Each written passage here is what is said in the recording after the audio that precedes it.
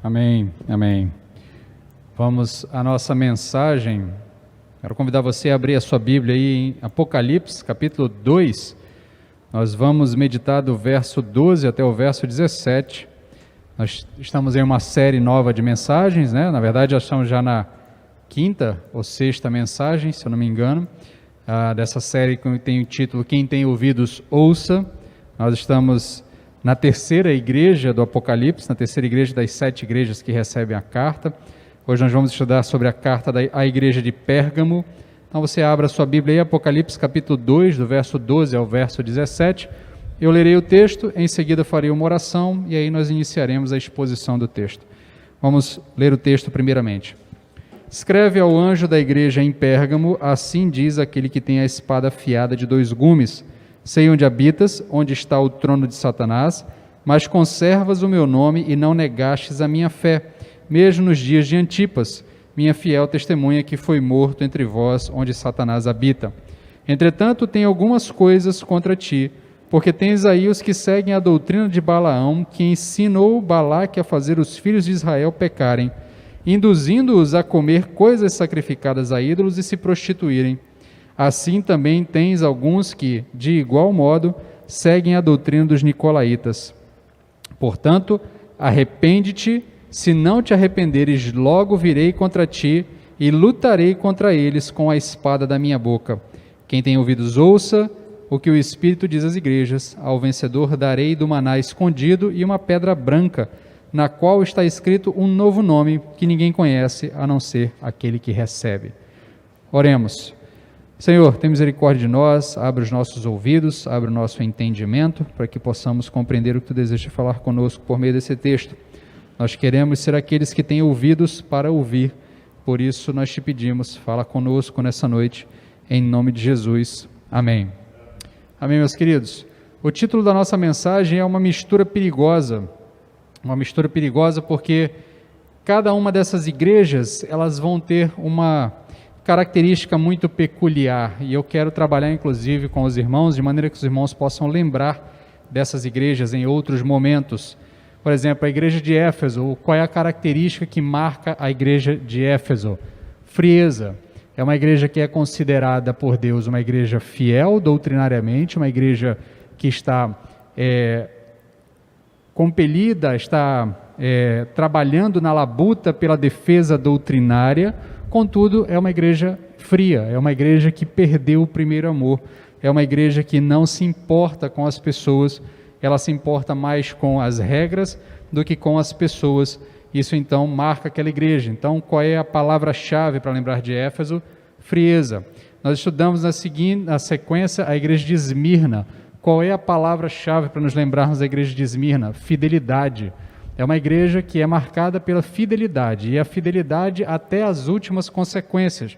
Nós vimos que é uma igreja que já sofreu bastante, é uma igreja que deixou um histórico de mártires ao longo da sua história, uma igreja que sofreu perseguição, mas foi fiel e fiel até a morte. E hoje nós vamos estudar sobre a igreja de Pérgamo. E qual é a palavra-chave para nos lembrarmos da igreja de Pérgamo? Concessão. A igreja de Pérgamo é uma igreja que fez concessões, e essas concessões levaram a igreja, ou encaminharam a igreja num caminho perigoso, numa mistura perigosa, numa mistura que poderia dar muito mal para essa igreja, poderia dar num caminho muito mal, se essa igreja não ouvir a palavra que o Espírito tem a ela. Por isso nós vamos, a partir de agora, também sempre lembrar dessas palavras-chave, para que você possa lembrar do texto, lembrar do conteúdo e marcar com mais ênfase aquilo que nós desejamos trabalhar em cada um desses textos. Nós vamos primeiramente fazer uma introdução geral aqui sobre a cidade de Pérgamo, porque boa parte das informações da introdução nos ajudam a entender o que o texto está falando. Lembra que é um texto antigo, é um texto escrito para para leitores que viveram há 2000 anos atrás, em uma realidade diferente, em cidades que muitas vezes nem mais existem, né? A própria cidade de Pérgamo já não existe mais. Nós vimos semana passada que a cidade de Esmirna ainda existe, mas essa cidade de Pérgamo já foi destruída e outra cidade foi erigida em seu lugar. Contudo, a região ainda existe. Todas essas cidades que nós estamos estudando, aqui essas cartas estão onde hoje é a Turquia, a moderna Turquia, estão na região da Ásia Menor. Tá? Então, esta cidade, as informações do contexto histórico, cultural, contexto religioso, nos ajudam a entender aquilo que Cristo está falando àquela igreja. Então, a primeira coisa que você precisa saber sobre Pérgamo é que Pérgamo é um centro político e um centro religioso. Ele é muito mais importante pela sua relação de centro religioso para a região do que propriamente pela sua importância política ou econômica. Nós vimos que as outras duas tinham bastante importância econômica, especialmente Éfeso, porque tinha um grande porto, mas aqui no caso de Pérgamo, o que marca a cidade de Pérgamo é uma concentração de religião, uma concentração de religiosidade, uma concentração de templos. Para você ter ideia, a cidade de Pérgamo tinha um grande templo erigido em homenagem ao deus grego Zeus. Inclusive, nesse templo, tinha uma grande estátua de Zeus sentada em um trono. Uma grande estátua de Deus sentada em um grande trono. Essa estátua tinha por volta de 12 metros de altura e ele estava sentado em um grande trono. Suas pernas ocupavam todo o átrio central do templo e era uma obra magnífica que as pessoas vinham de todos os lugares da região para adorar o deus grego, o deus Zeus.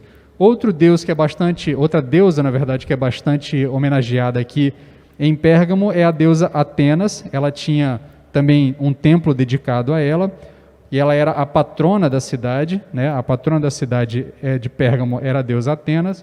Nós temos um outro templo também dedicado ao deus Dionísio, e o deus Dionísio é marcado, o símbolo dele na cultura grega, na tradição religiosa grega, é um grande touro. Marque isso, porque mais para frente eu vou fazer referência a essa informação e você vai se lembrar de algumas coisas. Então nós tínhamos o deus Dionísio também, que era bastante adorado, e nós tínhamos especialmente o deus Asclépio. Quem é Asclépio? O pessoal que é da área da medicina sabe quem é Asclépio. Asclépio é o deus patrono da medicina, aquele símbolo da medicina das duas, aquela haste, né? Um bastão com umas serpentes envoltas ao redor. Aquele é o símbolo de Asclépio.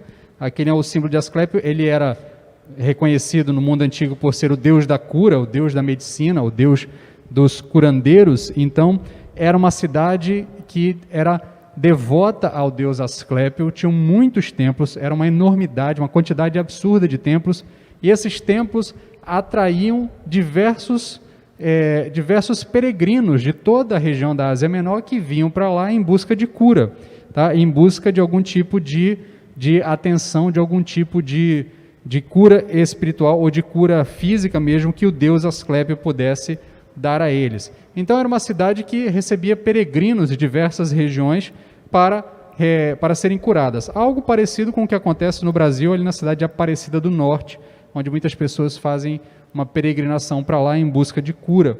Isso era mais ou menos o que acontecia lá em Pérgamo. Então, além desses templos, tá, ainda foi erigido lá um grande templo ao imperador romano.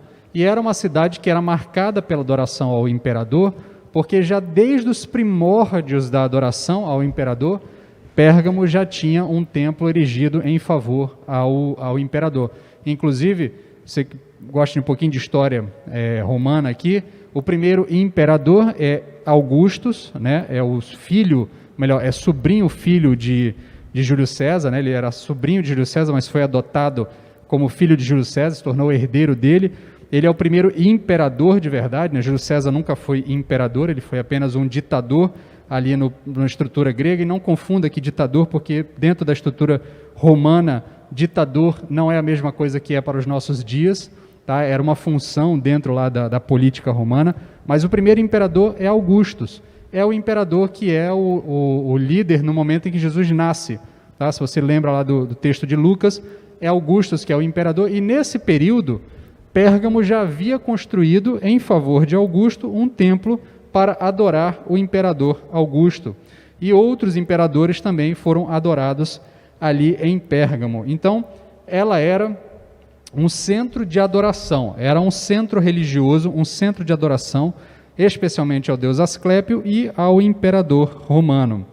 A cidade de Pérgamo também é provavelmente a origem do pergaminho, daí vem o nome, pergaminho. Pergaminho é um sistema de armazenamento de escrita, feita a partir de um couro, né, que era preparado, e você então podia escrever e armazenava os escritos. Esse é o pergaminho, e o nome pergaminho é em homenagem à cidade de Pérgamo, por conta disso.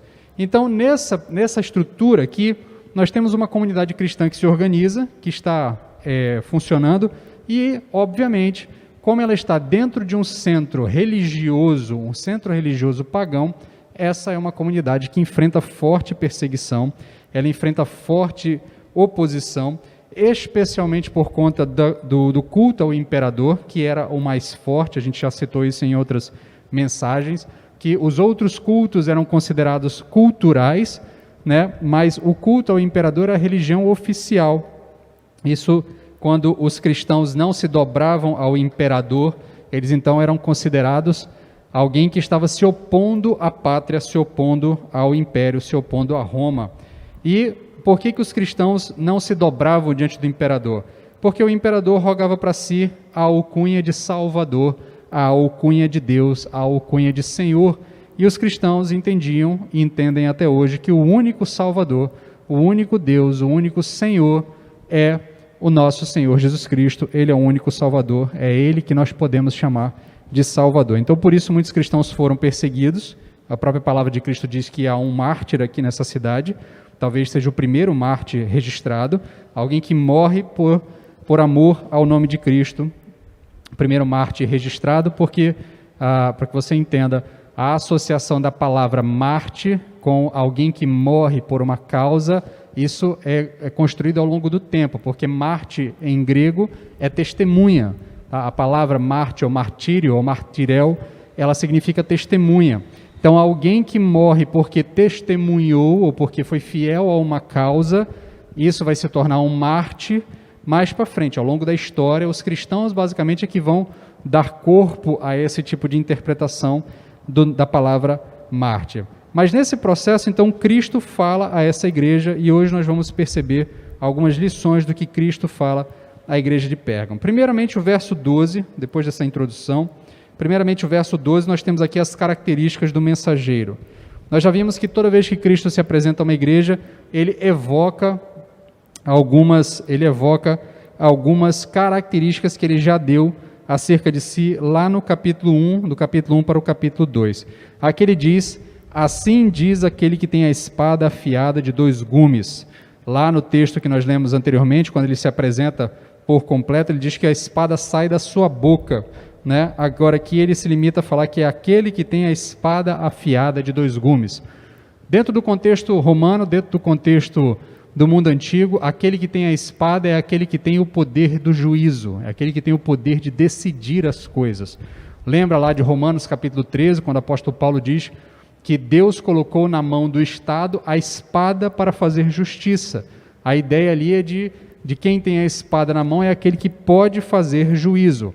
Uma razão pela qual Cristo fala isso, e talvez seja muito compreendido pela igreja que está ouvindo no início, muito facilmente compreendido, é porque o procônsul romano, que é basicamente a autoridade abaixo do imperador na região, como se fosse uma espécie de governador da região, o procônsul romano morava em Pérgamo. Ele era o procônsul não só de Pérgamo, ele era o procônsul de todas as cidades da região, daquela região toda ali da Ásia Menor, mas ele morava em Pérgamo.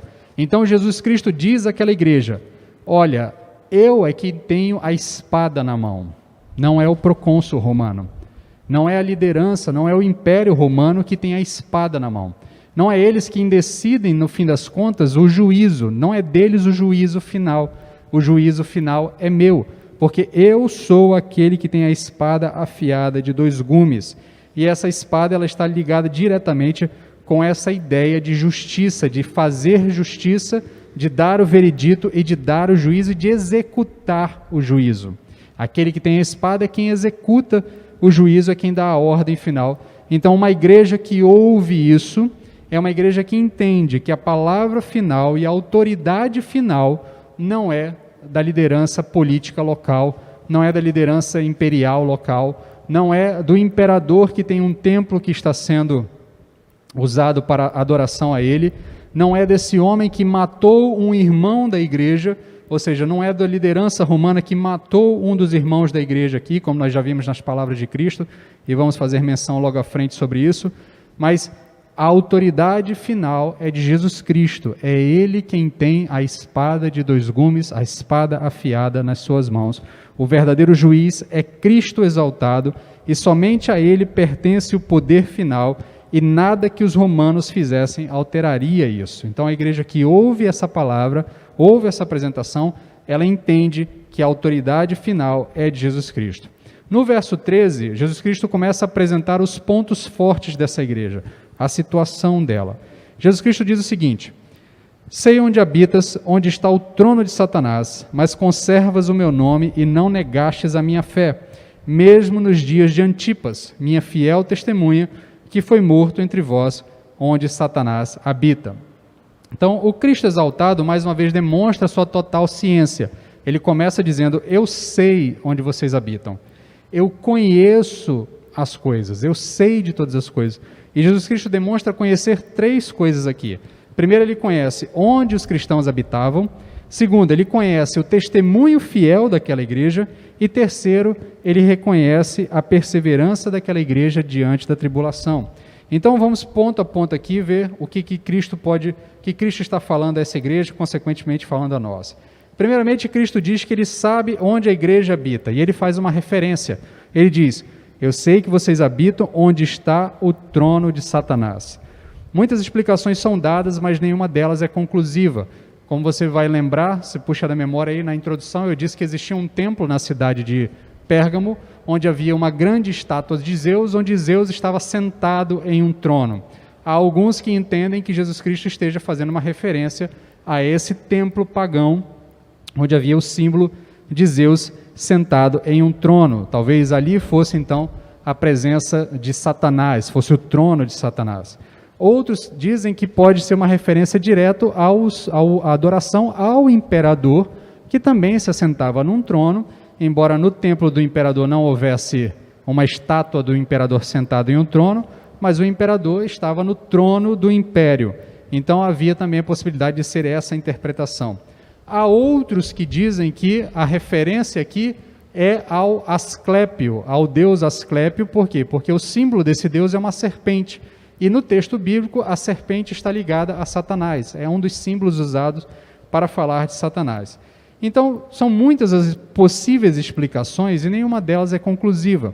Mas se nós juntarmos todas elas, se nós analisarmos em conjunto, nós chegaremos à conclusão que Cristo aqui está falando que essa é uma igreja que está assentada em uma cidade onde há um forte paganismo religioso. Uma cidade que está intimamente ligada com adoração a falsos deuses, e essa ideia de onde está sentado o trono, onde está o trono de Satanás, está diretamente ligada com a idolatria reinante na cidade. Ainda que nós não saibamos qual desses elementos da idolatria faça referência ao que Cristo falou, muito provavelmente ele está falando de todo o contexto idólatra daquela cidade. E aqui eu quero fazer uma observação a você. Cristo faz uma referência a essa cidade. Idolatria não era um problema específico de Pérgamo. Idolatria era um problema de todas as cidades que nós vamos analisar. Todas elas enfrentavam algum nível de idolatria ou tinham algum nível de comportamento idólatra. Nós já vimos isso lá em Éfeso, com o templo de Diana. Nós vimos isso na cidade de Esmirna, com a adoração ao imperador, que culmina no martírio de muitos irmãos da igreja. Nós vimos inclusive a história de Policarpo mais para frente, que vai acontecer um pouco depois do texto bíblico. Então, não é um problema específico de Pérgamo a idolatria, esse é um problema generalizado. Mas Cristo fala para Pérgamo que em Pérgamo estava o trono de Satanás. Mais para frente ele vai dizer que no final do texto, no final do verso, ele vai dizer onde Satanás habita. Então, por duas vezes, Cristo faz referência dizendo que em Pérgamo está o trono de Satanás e em Pérgamo é onde Satanás habita. Nós não conseguimos entender no texto especificamente o que de fato isso significa, mas nós podemos chegar a algumas conclusões. Cristo fala a essa igreja, então este é um problema desta cidade. Este é um problema dessa cidade. Essa cidade enfrentava uma realidade de opressão espiritual e uma realidade de domínio espiritual diferenciado das outras cidades. Ao longo do texto bíblico, nós vemos um relance aqui ou outro ali sobre esse tipo de relação de entidades malignas com cidades específicas, havendo alguma espécie de relação de influência exagerada, uma influência exacerbada desses seres malignos sobre determinada cidade. Nós não podemos aqui afirmar que há uma espécie de domínio de potestade sobre determinadas regiões. Nem por isso nós sairemos agora marchando pela cidade, tomando posse da cidade. Lembre-se, Cristo não mandou a cidade de Pérgamo sair marchando pela cidade para tomar posse da cidade. A igreja foi mandada a ser fiel no meio dessa tribulação, no meio de uma cidade que de fato é uma cidade idólatra ao máximo, é uma cidade idólatra ao extremo. Então o fato aqui é que nós temos cidades, regiões do mundo onde de fato a idolatria predomina. A idolatria domina a região. E onde há a idolatria predominante, certamente as entidades malignas atuarão com mais força. Essa igreja que está ali é uma igreja que vai enfrentar mais oposição maligna, que vai enfrentar mais oposição espiritual, porque é uma cidade onde a idolatria reina, onde a idolatria domina. Volto a dizer, isso não nos dá subsídio para criar uma espécie de doutrina ou de teologia da batalha espiritual por territórios, como se agora nós tivéssemos que mapear o mundo, saber onde estão os demônios que dominam cada região e enfrentá-los nominalmente. O texto bíblico não fala sobre isso. O texto bíblico não dá esse tipo de ordem. Mas Jesus Cristo reconhece que em Pérgamo Satanás habitava, em Pérgamo Satanás reinava com muito mais força do que em outras cidades. Então, nesse sentido, o que nós precisamos aprender do texto é que é possível isso. Cidades onde a idolatria reina com uma maior força, onde há um comportamento idólatra muito grande, um comportamento pagão muito grande, o Evangelho enfrentará forças diferentes daquela que ele enfrentará em uma sociedade, em uma cultura onde o paganismo é minorizado, onde o paganismo é menor. Isto é uma realidade.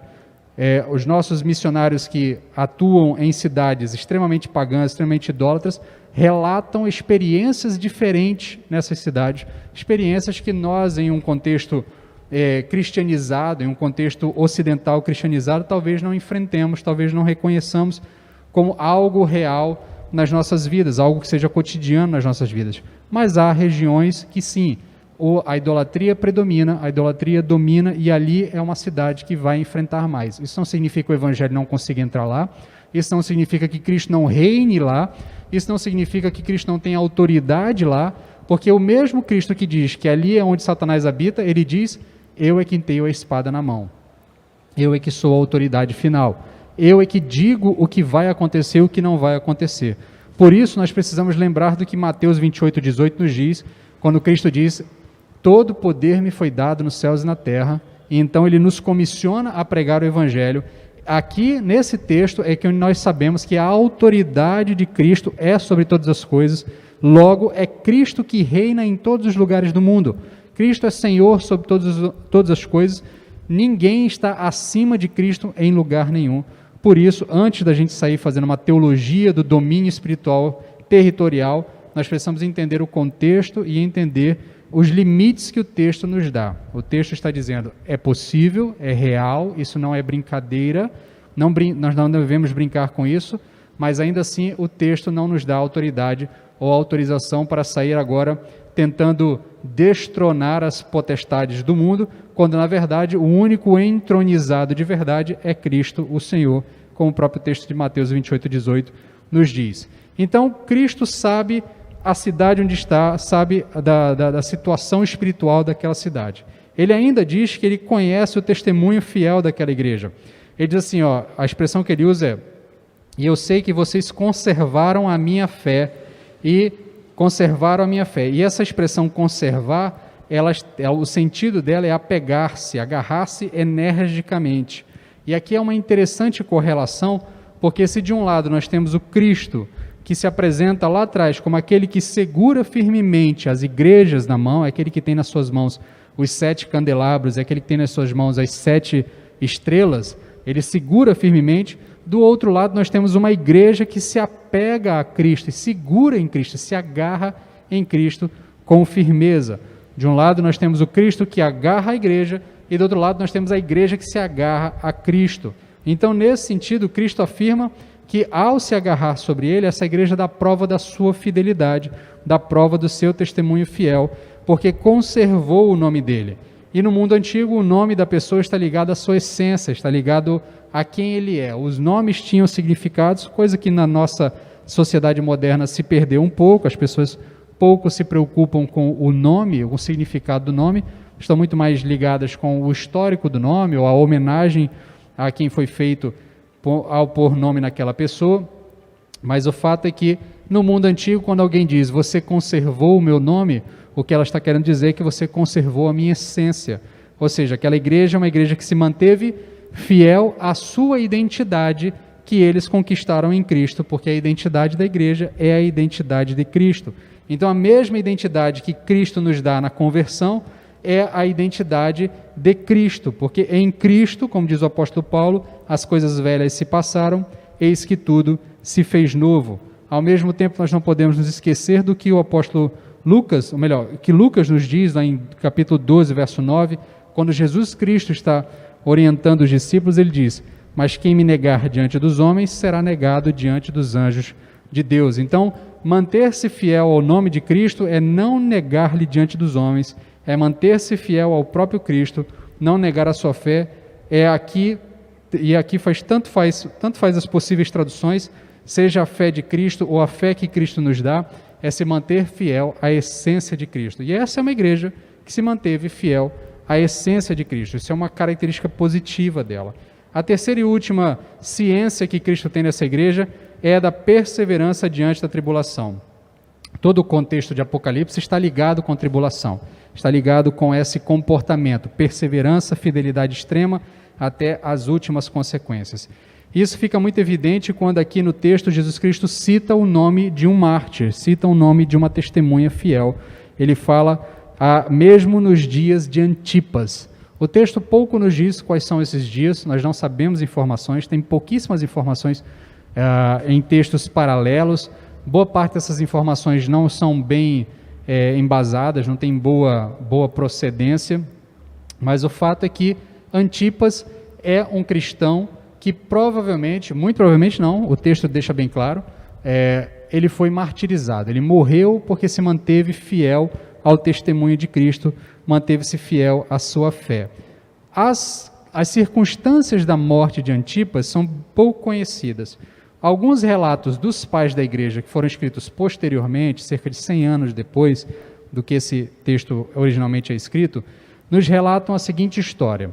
Diz que Antipas era um presbítero da igreja, ele então foi chamado pelas autoridades da cidade, denunciado pelos opositores, e as autoridades da cidade chamaram Antipas e disseram que ele deveria curvar-se diante da estátua do imperador, oferecer incenso a ele e dizer que o imperador era o Salvador, que o imperador era Deus. Ele se nega, ele então é condenado à morte por conta disso, e as circunstâncias da morte dele são descritas da seguinte forma.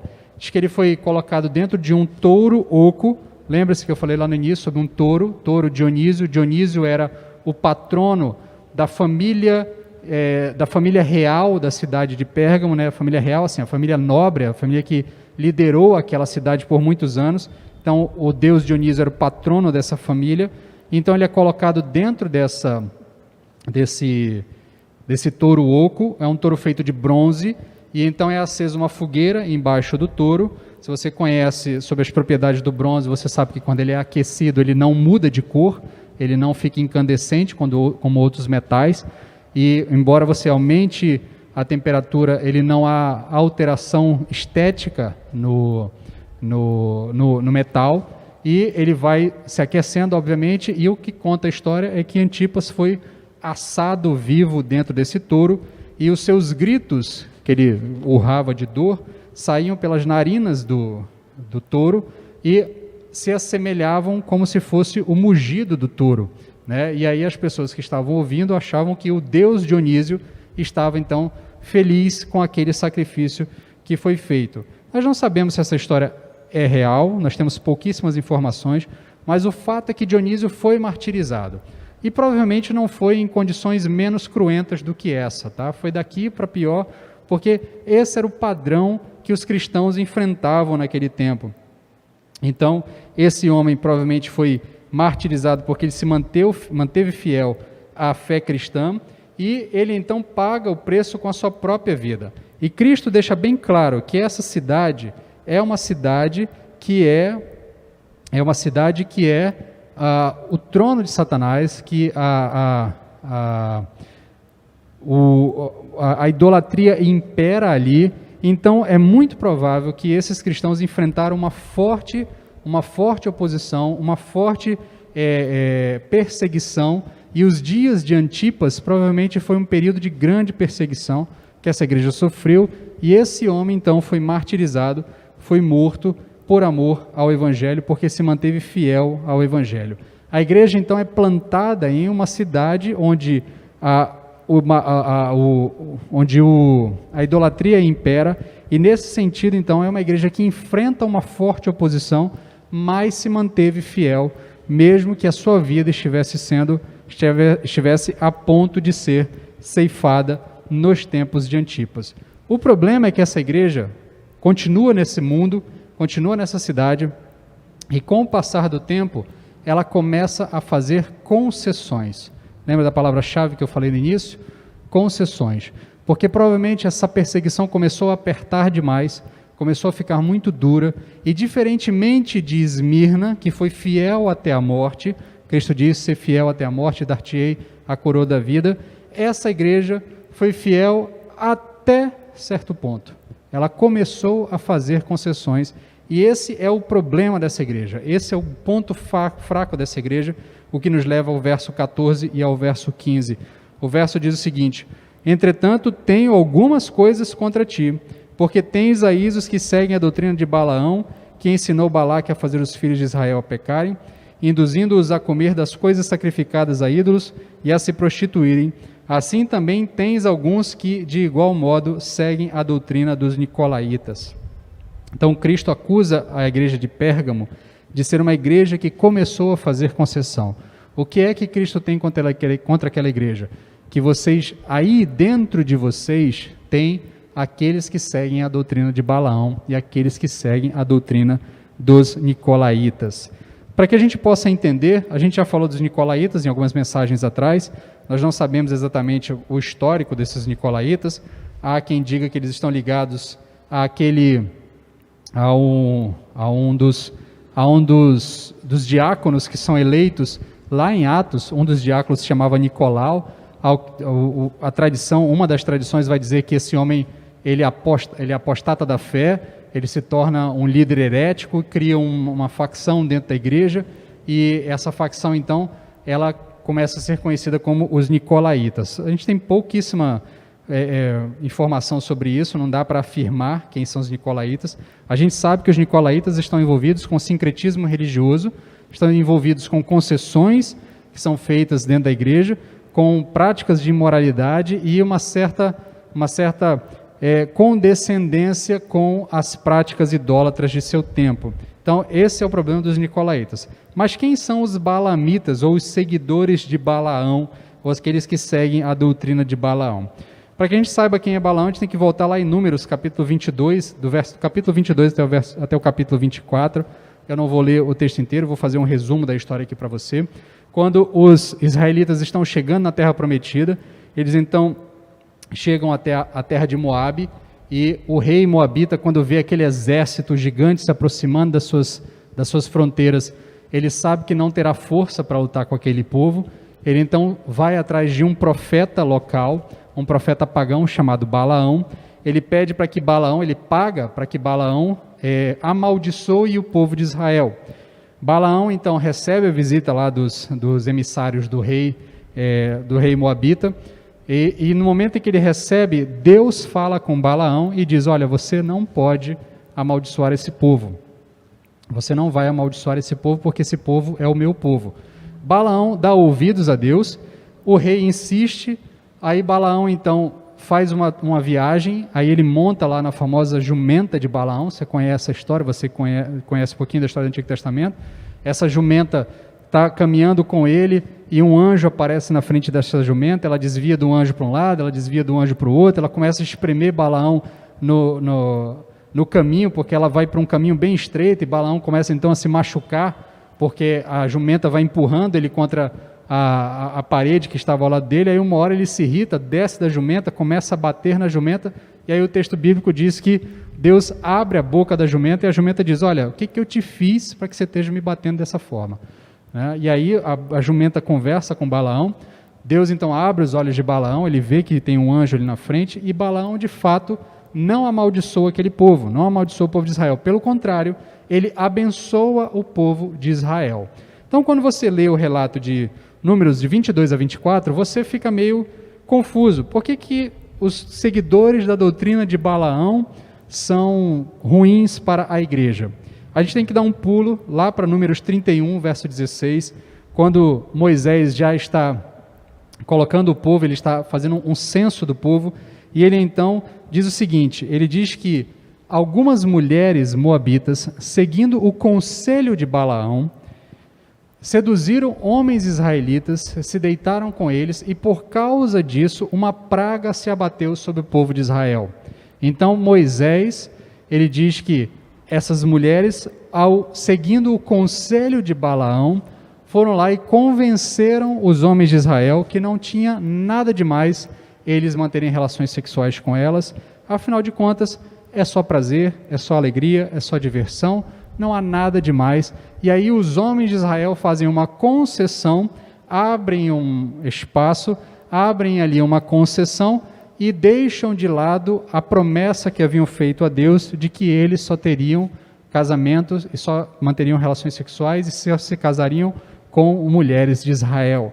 Por causa disso, uma praga se abate sobre o povo, e então nós entendemos que a doutrina de Balaão está ligada diretamente com esse ato de concessão, de abrir concessões a regras que nos foram dadas por Deus.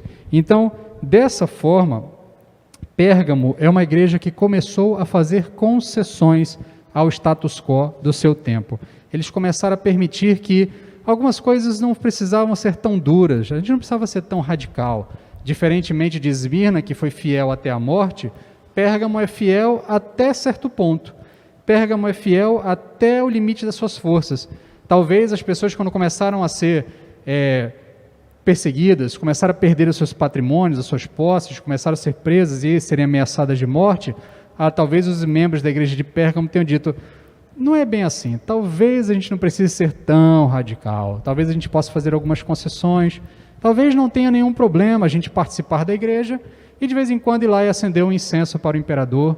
Não há problema nenhum a gente participar da igreja e às vezes ir lá no templo de Atena e oferecer um culto ali, ainda que envolva algum tipo de relacionamento sexual. Afinal de contas, não precisa ser tão duro assim, a gente não precisa ser tão radical. Não há nada demais em participar dos banquetes ao culto do imperador, a comer as comidas oferecidas aos outros ídolos. Não há nada demais a gente praticar um pouquinho de imoralidade sexual. Afinal de contas, não há nada demais. Então, esse é o grande problema da igreja de Pérgamo. Esse é a falha da igreja de Pérgamo. Ela é uma igreja que fez concessões. E ela talvez tenha buscado proteção na interpretação equivocada que fizeram das palavras de Paulo aos Coríntios, quando falou sobre a comida oferecida aos ídolos. Contudo, o que fica claro na reprimenda de Cristo é que não se tratava de uma mera questão de consciência. Os pérgamos sabiam o que estavam fazendo e sabiam com o que estavam se misturando. Por isso o título da nossa mensagem é Uma Mistura Perigosa. Então, eles estavam permitindo que comportamentos idólatras entrassem dentro da igreja, no comportamento habitual da igreja. Eles estavam participando da mesa do Senhor e da mesa dos demônios. Eles estavam participando do culto ao Senhor e do culto ao imperador. Eles estavam participando, inclusive, dos cultos imorais, dos cultos prostituídos dos outros deuses gregos. Inclusive, você precisa entender uma coisa, e é muito importante, porque quando o texto bíblico fala de prostituição, é tudo o que envolve relacionamento sexual fora do ambiente do casamento. Para o texto bíblico, relacionamento sexual fora do ambiente do casamento é prostituição. Para cada um desses tipos de relacionamento, ele vai dar um nome. Relacionamento homossexual, ele vai chamar de sodomia. Para o relacionamento de um homem casado com uma mulher não casada, ele vai chamar de adultério. Para um relacionamento sexual entre duas pessoas não casadas, ele vai chamar de fornicação. Mas tudo isso está englobado dentro do conceito de prostituição. Quando o texto bíblico fala de prostituição, ele está falando de toda e qualquer relação sexual realizada fora do ambiente do casamento monogâmico, do casamento heterossexual e do casamento perene. Essas são as características do casamento bíblico, do casamento predito na Bíblia. O casamento é monogâmico, heterossexual e perene. Então, nesse sentido, essa é uma igreja que está se misturando com o status quo cultural de seu tempo. Então, o pecado de Pérgamo foi abrir concessões onde era necessária uma posição radical. Enquanto Esmirna foi fiel até a morte, Pérgamo foi fiel, mas nem tanto, só até o limite das forças. Eles não confiaram que o Senhor lhe daria as forças necessárias para suportar as perseguições que eles já haviam suportado e as próximas perseguições que haveriam de acontecer ao longo da sua história. Então, tanto a doutrina de Balaão quanto a doutrina dos nicolaítas estão ligados com sincretismo e ecumenismo religioso, concessões. Quando a igreja se deixa seduzir pelas artimanhas malignas e faz concessões, ela entra em um caminho perigoso que só conduz à destruição, uma mistura perigosa que só pode dar resultado negativo. Por isso vem o verso 16, onde Cristo chama a igreja ao arrependimento. E aí nós temos a solução para o problema de Pérgamo. Portanto, o texto diz, arrepende-te, se não te arrependeres, logo virei contra ti e lutarei contra eles com a espada da minha boca. Volta a fazer referência, agora ele completa aquela imagem que ele já havia utilizado lá atrás. Então, diante do erro apontado por Cristo, cabe à igreja o arrependimento. As advertências do Senhor nunca são em vão. Eu já chamei a atenção dos irmãos lá para trás, nas outras mensagens. Cristo não nos arrepende de forma inadvertida. Ele não adverte a igreja de maneira aberta. Cristo não faz advertências sem, de fato, as consequências serem reais. Então ele diz para a igreja, arrepende-te, porque se você não se arrepender, eu virei contra ti. E aqui é um negócio interessante e nos chama a atenção, porque Cristo está dizendo para uma igreja, eu vou contra você. Eu, o Senhor, me colocarei contra você, contra a igreja. Se você continuar com esse comportamento de concessões, com esse comportamento de concessões, com esse comportamento de mistura do que é puro com o que é impuro, de mistura daquilo que foi lavado com o sangue de Cristo, com aquilo que é dedicado aos ídolos, com aquilo que é dedicado a Satanás, eu virei contra vocês. E aí, o interessante é que ele continua dizendo, eu virei contra ti e lutarei contra eles com a espada da minha boca. Cristo se voltará contra a igreja e Cristo é quem vai expulsar os hereges do meio da igreja. Por quê? Porque a igreja é de Cristo e Cristo sempre purificará a sua igreja. A igreja de Cristo nunca permanecerá impura porque Ele mesmo se encarregará de purificar. Mas Ele chama a igreja ao trabalho primeiro. Ele diz, vocês devem se arrepender e vocês devem expulsar os hereges do meio de vocês. A semelhança do que fez Éfeso, que expulsou os hereges do meio dela, vocês devem expulsar os hereges do meio de vocês. Mas se vocês não fizerem isso, eu me virei contra vocês, eu virei contra vocês e virei também contra aqueles que estão deturpando a minha igreja, estão levando a minha igreja para um caminho de destruição. Então Cristo afirma que pelejaria contra eles, e eles, aqui ele está se referindo aos hereges, os nicolaítas, os balamitas, e Cristo chama a igreja ao arrependimento, e essa igreja arrependida deveria combater os hereges, caso contrário, ele mesmo faria isso. Ele exerceria juízo sobre os hereges, lembrando que ao lado dos hereges estão também os não arrependidos. Então é muito importante percebermos isso no texto, porque Cristo diz, arrepende-te, porque senão virei contra ti. Porque se você não se arrepender, o não arrependido também está contra mim. Cristo já disse nos evangelhos, quem comigo não ajunta, espalha. Quem não está do meu lado está contra mim. Logo, se você não se arrepender, igreja de Pérgamo, eu me virei contra vocês, eu virei contra vocês, e lutarei contra vocês e contra os hereges, e expulsarei todos do meio da minha igreja, porque a minha igreja permanecerá pura, porque Cristo mesmo entregará uma igreja pura, santa e irrepreensível ao Pai no dia do juízo final, como ele mesmo disse pelas palavras do apóstolo Paulo. Por fim, vem o verso 17, Jesus Cristo faz o chamado e o desafio para vencer, e aí nós temos o chamado final do verso 17 que diz: quem tem ouvidos, ouça o que o Espírito diz às igrejas, ao vencedor darei o maná escondido e uma pedra branca na qual está escrito um novo nome que ninguém conhece, a não ser aquele que recebe. O chamado para ouvir é o chamado para a obediência. A gente já falou disso outras vezes, você guarde sempre isso na sua cabeça, que quando Cristo diz, quem tem ouvidos, ouça, o que ele está dizendo é obedeça. Eu acabei de fazer a reprimenda, obedeça a reprimenda que eu estou fazendo. Arrependa-se, conserte os seus erros, faça aquilo que você deveria estar fazendo, porque se você tem ouvido, me obedeça. Então, esse é o chamado para a obediência. E ele diz que aqueles que se arrependerem, aqueles que derem ouvidos, que forem obedientes, receberiam duas coisas. Ele diz primeiro que daria um maná escondido e uma pedra branca. Todos os dois elementos são bem enigmáticos no texto e tem um monte de explicação. Eu não vou dar todas as explicações aqui, porque senão a gente passaria algum tempo aqui falando sobre isso. Mas o maná escondido tem pelo menos duas interpretações que são as mais conhecidas. Uma primeira é bem folclórica, que diz que no momento em que a Arca da Aliança foi destruída, Jeremias, o profeta Jeremias, teria escondido o vaso de maná que tinha dentro da Arca da Aliança. Dentro da Arca da Aliança tinha alguns elementos. Tinha as pedras do testemunho, tinha também um vaso com um maná que estava armazenado ali dentro desde o período de Moisés.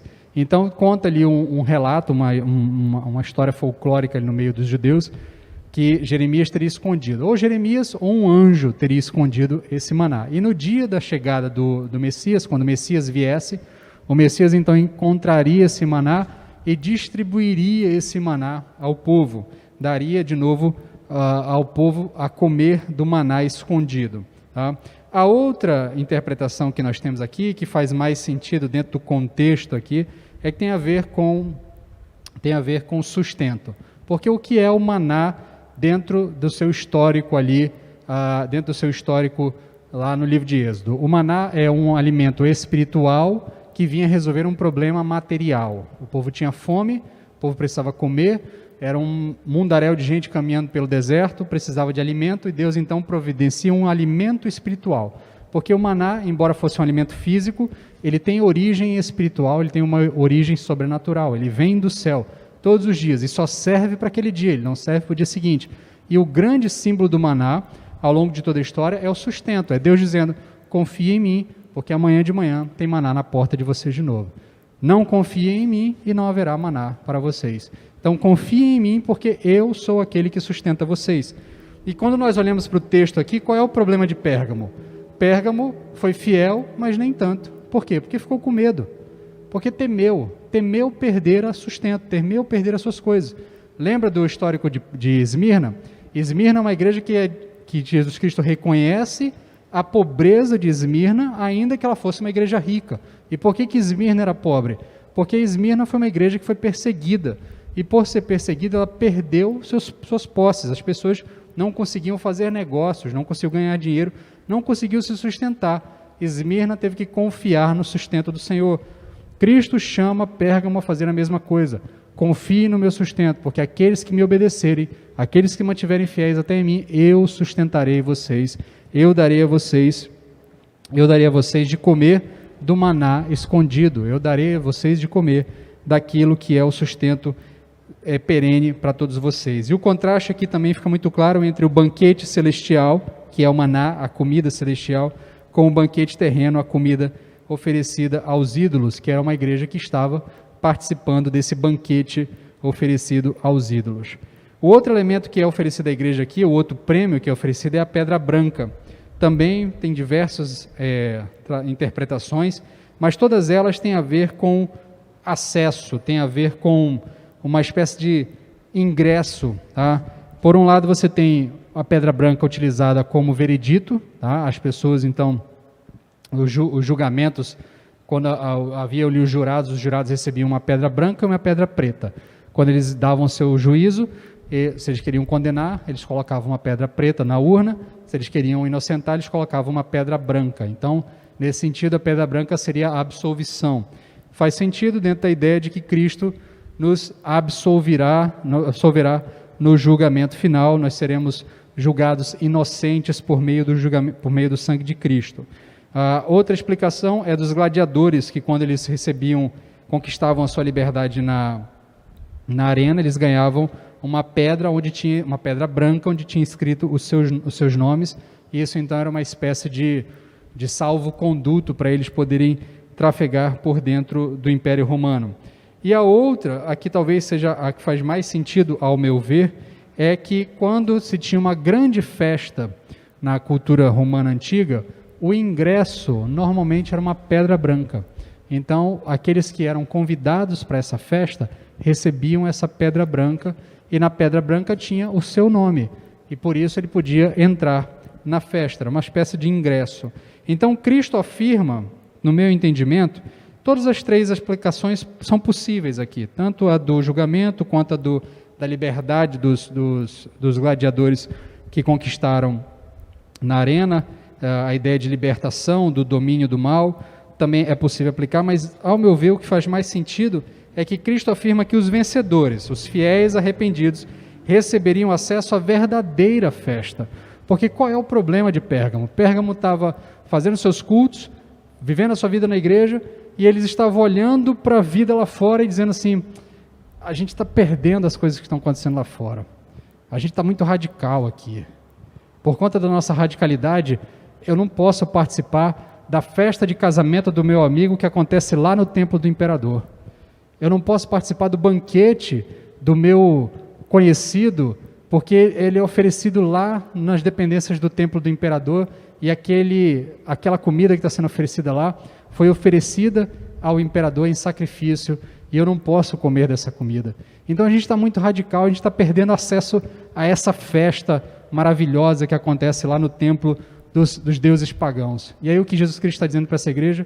Ao que se mantém fiel, vocês terão acesso à verdadeira festa, vocês terão acesso ao verdadeiro banquete, porque vocês estão agora se contentando com meras migalhas, mas eu estou chamando vocês para participarem do banquete espiritual. E por fim, tem ainda o novo nome, que é dado também a todo aquele que se mantiver fiel, e a ideia do novo nome, ao meu entender, pelo que eu compreendo do texto, e é uma das possíveis aplicações, é que aqui tem a ver com o nome que todo cristão receberá no Novos Céus e Nova Terra, um nome que nos identifica em uma nova identidade, tá? Porque em Cristo as coisas velhas se passaram, eis que tudo se fez novo. Então nós receberemos uma identidade completamente nova, ainda que nós não nos esqueçamos da nossa vida passada, não vai ter um apagão da nossa memória, nós nos lembraremos do que aconteceu em vida. Nós vamos conversar sobre isso mais para frente, ao longo do texto de Apocalipse, há outros textos para conversarmos sobre isso, mas o fato é que, ainda que nós nos lembremos do que aconteceu em vida, nós receberemos uma nova identidade, porque é um novo corpo, restaurado.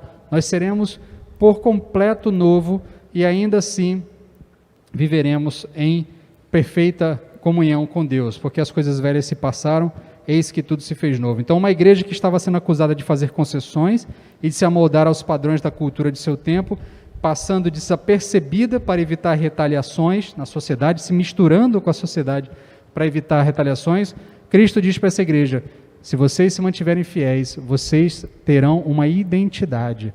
O cristão precisa manter a sua identidade. Qual é a identidade do cristão? É a imagem e semelhança de Cristo.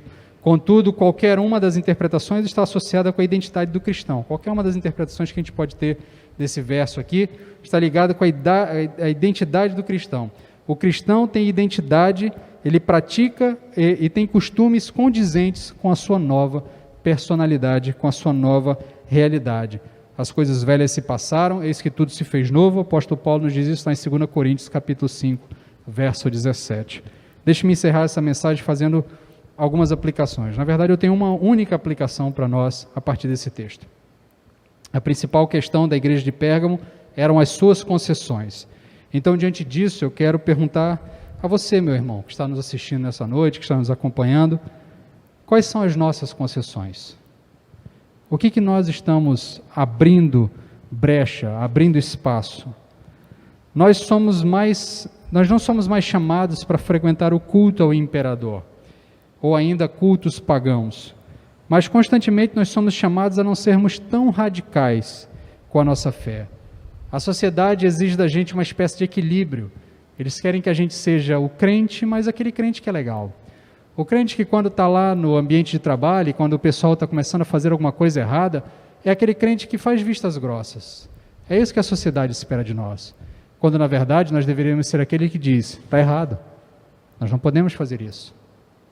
Mas a sociedade não deseja um grupo de cristãos que de fato sejam cristãos radicais, que sejam cristãos de fato enraizados em Cristo e que se mantenham fiéis ao nome de Cristo, que se mantenham fiéis à identidade de Cristo. Porque a sociedade espera também que os nossos jovens e também os nossos adultos tenham uma vida sexual ativa. Porque afinal de contas, faz bem, é saudável, são necessidades do corpo, nós não podemos impedir isso. Nós não podemos impedir o prazer. Então, as pessoas dizem, nós queremos ser felizes. E aí, o cristianismo, aparentemente, tira a felicidade das pessoas. Quando, na verdade, o texto bíblico diz que aquele que está em Cristo, nova criatura é, as coisas velhas se passaram, eis que tudo se fez novo. A esse que recebeu uma nova identidade, se mantiver fiel, ele vai receber acesso à grande festa. Ele vai receber acesso ao grande banquete. Ao invés disso, nós estamos nos permitindo consumir daquilo que não é agradável aos olhos do Senhor. E então a igreja vai abrindo pequenas concessões para que nós não sejamos os chatos, para que nós não sejamos os insuportáveis, aqueles que incomodam as pessoas, porque de fato apontam o erro do comportamento ou as idiosincrasias do comportamento das pessoas que buscam alegria numa vida sexual desregrada, mas que no fim das contas precisam de cada vez mais e mais e mais para poder encontrar felicidade, e nesse processo elas acabam se afundando em uma grande depressão. Então, nesse sentido, Cristo exige de nós uma fidelidade até a morte, e nada menos do que isso será premiado. Essas concessões podem ser a ruína da igreja. Por isso, se nós tivermos que ser os párias da sociedade, nós seremos. Se o nosso círculo de amizades ficar restrito apenas aos irmãos da igreja, porque todos os outros exigem de nós concessões, então a nossa família de fé será o suficiente para nós. Se os programas de televisão, os filmes, séries que assistimos ficarem cada vez mais restritos por conta do avanço das concessões exigidas de nossos olhos, então veremos menos televisão, assistiremos menos filmes e ouviremos menos músicas. Se de fato somos cristãos, ouviremos o que o Espírito nos fala e nos arrependeremos das nossas concessões e obedeceremos. Se nós queremos ser chamados por Cristo de vitoriosos, de vencedores, queremos ser reconhecidos como vencedores, nós não podemos abrir concessões. Somente aquele que é fiel até a morte receberá a coroa da vida. Somente aquele que é fiel até a morte não terá Cristo contra ele. Somente aquele que se arrepender e buscar, de fato, viver uma vida que agrada ao Senhor, encontrará do Senhor, receberá do Senhor o maná escondido, a pedra branca com a identidade e o novo nome com a sua identificação. Então, que Deus fale aos nossos corações, quem tem ouvidos ouça, e que nós de fato possamos compreender que se quisermos ser uma igreja que é fiel ao Senhor, uma igreja que de fato vai ouvir do Senhor que nós somos bem-aventurados, nós não podemos abrir concessões a absolutamente nada, porque a igreja de Pérgamo, embora fosse uma igreja fiel ao Senhor, que batalhou, lutou e sofreu, começou a abrir concessões, e o Senhor então olhou para aquela igreja e disse: tenho algumas coisas contra ti, vocês permitiram estar no meio de vocês aqueles que levam vocês a fazerem concessões. Por isso, que nós sejamos admoestados por essa palavra nessa noite e orientados a viver uma vida que de fato agrade ao Senhor. Vamos orar? Senhor, tem misericórdia de nós, fala conosco nessa noite. Ajuda-nos, Pai, a não abrir concessões, Pai. Que o teu povo se torne um povo de fato fiel, um povo que esteja disposto a pagar o preço, ainda que isso cobre de nós muita coisa, ainda que nós percamos relacionamentos, ainda que nós percamos oportunidades de emprego, oportunidades de negócios, ainda que nós possamos até inclusive experimentar uma espécie de ostracismo social, mas nós não queremos abrir mão da tua identidade, da identidade que tu nos deu. Nós queremos ouvir da tua boca que nós nos mantivemos fiel ao teu nome, que nós nos mantivemos fiel à tua palavra, ao teu evangelho, à tua fé, a fé que tu nos deste. Então ajuda-nos, Pai, nessa noite, tem misericórdia de nós, fala aos nossos corações e molda-nos, Pai. Abre os nossos ouvidos, porque queremos te ouvir. Em nome de Cristo é que te pedimos. Amém.